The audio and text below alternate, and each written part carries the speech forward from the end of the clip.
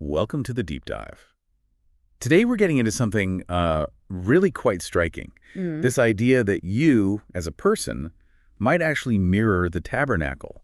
You Yeah. know, the one from the Old Testament wilderness wanderings. Right. It's a fascinating parallel. We've looked at, well, various sources with biblical texts themselves, theological takes, scholarly analysis. And the goal here is basically to explore that connection. See what this ancient structure might tell us about our own inner life, maybe our connection to the divine. And it starts with understanding the tabernacle itself wasn't just, any tent. No, definitely not. The sources really stress the meticulous design given straight to Moses, divine instructions. A portable dwelling place for God. Yeah. And everything in it, the structure, the objects, just loaded with symbolism. Which naturally leads to the question, could our lives, our own journey, reflect a similar kind of divine blueprint, an inner architecture? Okay, let's walk through it, starting from the outside in, the outer court. The entry point. Exactly. You had the altar of burnt offering there and the bronze laver for washing. So think of your physical body like that outer court. It's how you appear, how you interact, your senses. And that idea of offering your body as a living sacrifice, it kind of echoes those sacrifices at the altar, doesn't it? Consecration. It does. And the laver for cleansing. Yeah. Well, just like the priest needed to wash before entering, it points to maybe our ongoing need for purification, moral, spiritual cleansing in how we live through our bodies. Right, a constant thing.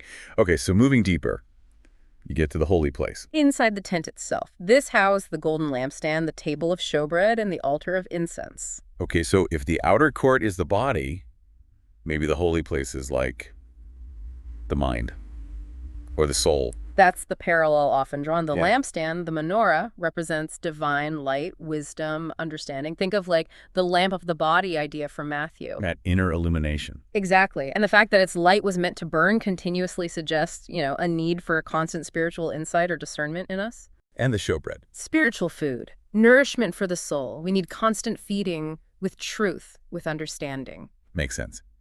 And the third item, the altar of incense. That's often seen as prayer, the smoke rising. It's like our thoughts, our worship ascending towards God, that inner space of contemplation. So body, then mind and soul. What's the deepest part? That would be the Holy of Holies, the innermost room, Where the Ark of the Covenant was kept. symbolizing God's actual presence. Access was highly restricted. Once a year, only the high priest. And the parallel here is Our spirit, the deepest core of our being, the potential dwelling place for the Holy Spirit. and the tearing of the temple veil when Jesus died. That fits here too, right? Many interpretations see it that way, yes, signifying that direct access to God's presence through the Spirit is now open, no longer restricted like the Holy of Holies. Wow. And it's not just analogy, is it? The New Testament makes it quite explicit. Oh, absolutely. Paul, in Corinthians, directly calls the believer's body a temple of God, a temple of the Holy Spirit. 1 Corinthians 3, 1 Corinthians 6. Right. It really underscores the sacredness of our actual being, God's presence within us. The focus shifts from a physical building. To you, to the person as the sacred space. Precisely. Theologians often talk about the tabernacle as a type, a shadow of these greater spiritual realities. With Christ as the ultimate fulfillment. Yes, and by extension, the believer, united with Christ, becomes a kind of living spiritual temple. So the journey through the tabernacle's courts becomes a metaphor for our own spiritual journey, moving closer to God. A journey towards deeper intimacy, exactly. You know, it's interesting too, this idea isn't totally unique. How so? Well, the sources mention other traditions also speak of humans as vessels for the divine, or having an inner divine spark. True. A kind of widespread intuition about humanity's potential connection to the sacred. So thinking about this, Yeah. understanding yourself as a tabernacle, what does that actually mean for us day to day?